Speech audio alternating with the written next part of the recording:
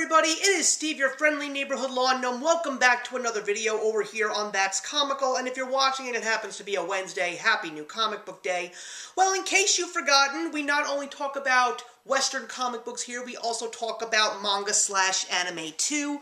Unfortunately, our anime expert is on hiatus, not exactly sure when that person will be returning, but that is someone who is very important and dear to us because there's a lot of things that I personally don't know about manga and anime, and I am just doing the very best I can to let everybody know that, yes, those medias are very important, and we do want to talk about them. So, just in case you don't recall, I actually did talk about this specific Netflix show, which of course is a reboot based on a previous anime from the 1990s based on Rumiko Takahashi's Ranma 1/2. So yes, Netflix gave us the second season of Ranma 1/2.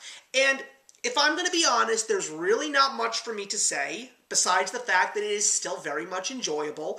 All that it really is similar to what Dragon Ball Kai did for Dragon Ball Z. Just basically taking the story that we got from the classic manga and the 1990s anime and just condensing it a little bit. This time around, we're getting back into the world of Ranma 1/2 and Ranma and Akane's hijinks. We are introduced to some characters that if you are already fans of the show and manga, they have officially made their appearances on the show.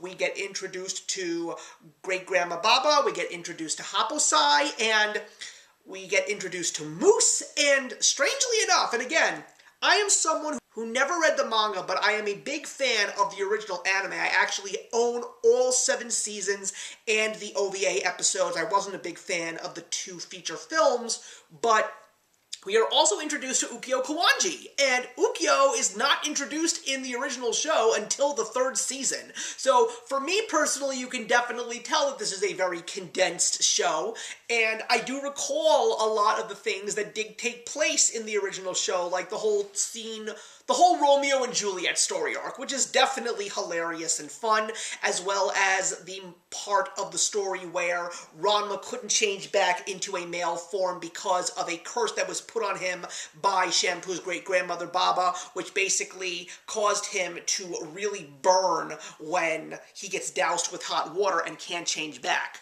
I will still say that one of the best parts of the show is when Shampoo turns into a cat and gets close to Ranma and he goes into full-on cat mode. To me, that is still one of the best parts of Ranma and his craziness. But if there's anything negative that I can say about this new version of the show, it's the fact that because it is condensed, we forget about a lot of the characters that we were introduced to previously. I mean, I can recall numerous times up until where we sort of are right now, which is Season 3, the beginning of the original Season 3, and by this time we had seen many a times where Ranma had encountered Kodachi Kuno, who is Tatawake Kuno's younger sister, and we've only seen her in, I think, 2 episodes at this point in time, and she's practically been forgotten, which is not something that I personally like. And there are still a couple of other characters that we are going to get introduced to. We also don't really get much from Dr. Tofu, and we definitely do not get a lot of Kitsune and Nabiki, and they are very much great developed characters that we see throughout the original anime. So, as enjoyable as this show is, I mean, Moose is absolutely hilarious, as he always is, especially when he transforms into what he unfortunately transforms into. I just feel that because we're sort of rushing the story, we're not really getting the enjoyable moments that we got from the original anime with the other characters that are very much in the background now. I'm also really curious to see if Netflix is going to get a 3rd season. Chances are it probably will. But I'm also curious to know how long this show is going to last, because if we are at the point where we are right now, another season or 2 and the story is practically over. And if they actually do make 7 seasons of this, or rather more than that, then the whole idea of what they were trying to accomplish would have made no sense whatsoever.